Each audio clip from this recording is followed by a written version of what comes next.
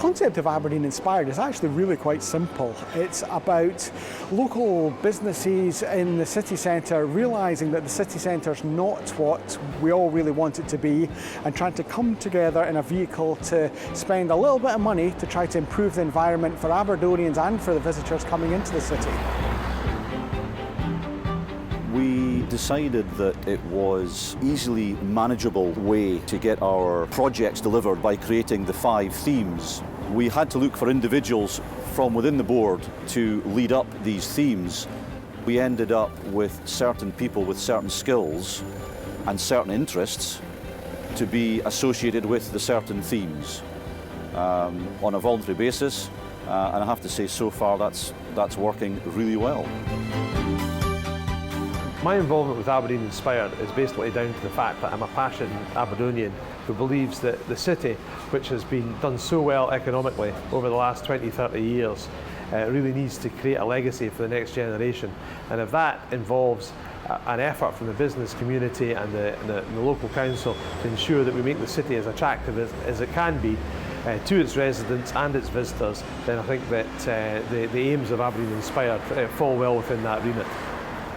We're piloting a scheme which we started in St Andrew Street, which is really looking at empty shop units and trying to make them look more attractive. What we've actually done is we've commissioned some acrylics and some vinyls to actually cover the face of the property, and instead of using the V-boards that the surveyors have always traditionally used, replacing that with nice boarding above the shop, you know, still advertising and still allowing the owner of the premises to advertise their premises, but to make it just a little bit more attractive to the passers-by.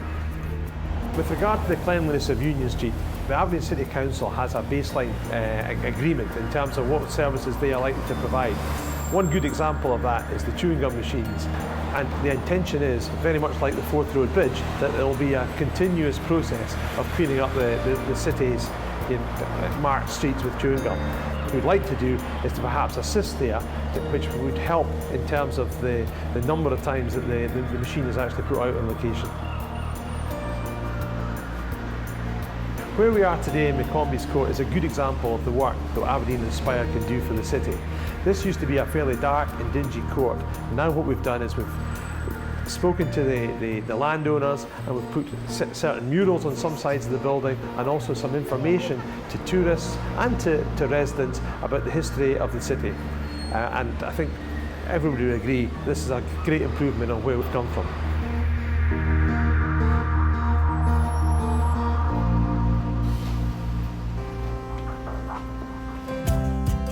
The biggest project for the bids and for the Out and About group is around wayfinding signage. A number of cities, competitor cities, have really moved on in leaps and bounds with simple signage concepts to help visitors move around the city. And what Aberdeen Inspired is taking the lead in is to try to come up with a package of signage that will help people move around the city. People will naturally shop certain ways around the city, but that means that there's probably other areas of the city that visitors don't naturally find. So we want to try to give them an opportunity to find those areas, and for the businesses there to benefit from that, rather than just sticking to this kind of core central hub of the city centre that perhaps visitors would normally do. It's a project that will last 3 years, 4 years, possibly even longer. But will be the biggest project that the bids will actually tackle, but hopefully it'll have one of the biggest impacts as well. The ambassadors that we're looking to put in place around the city is another initiative, albeit perhaps starting a fairly small scale, where we're looking to have people dedicated to try to help visitors find their way around the city, give them information, perhaps even tell them about the history or any other information that visitors want to know. And at the moment there's probably a gap there that we really don't have anybody to support, particularly visitors from further afield. So we're looking to try to introduce ambassadors that should actually help that. The partnerships that the bids are involved in are critical.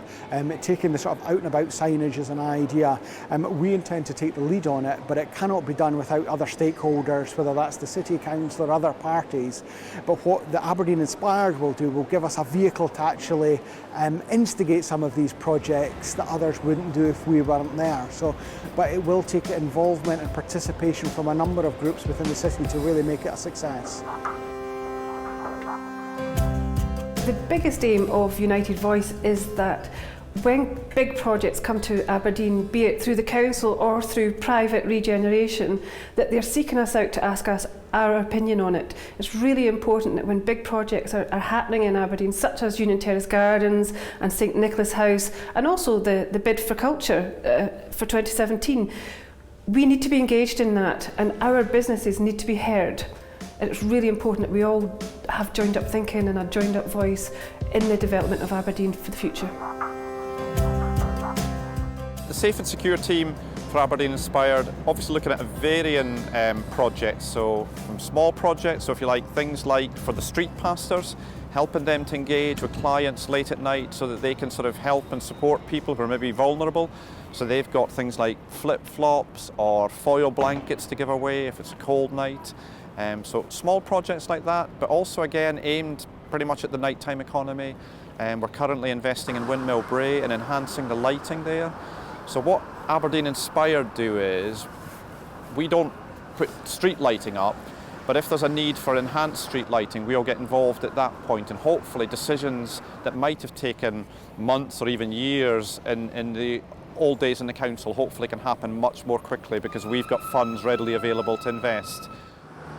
We're currently preparing a bid for Purple Flag status, and Purple Flag status is a really important one, I think.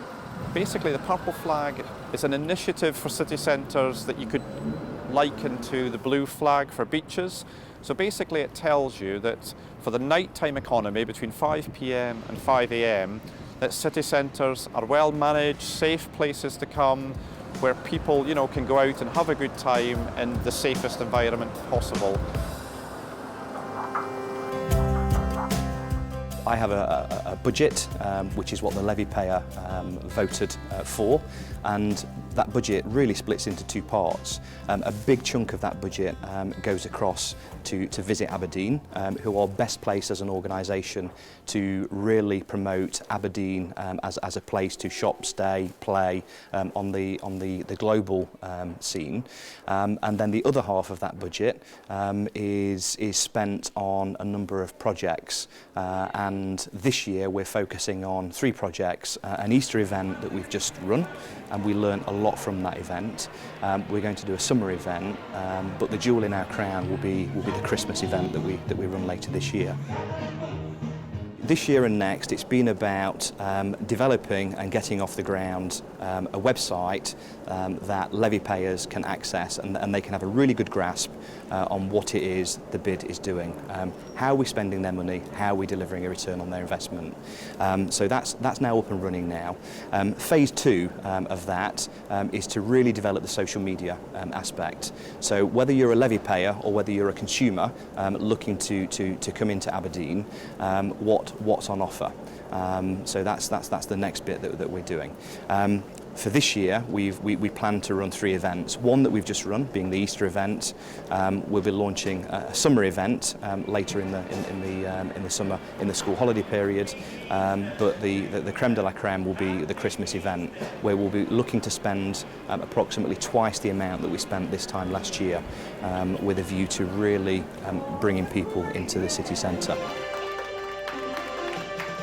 We've just recently purchased 15 market stalls, and they are market stalls that are available for levy payers to use. The idea there being we're looking to create a bit more theatre in the city and maybe look at things like a roaming market or a themed market, and again, just doing something different to add a bit of vibe to the city centre. I've been really encouraged by the Jazz on the Green. You know, that's something new to Aberdeen. It's still in its very infant stages. The Jazz on the Green is one that I think can really build, and we do look forward to supporting that again this year.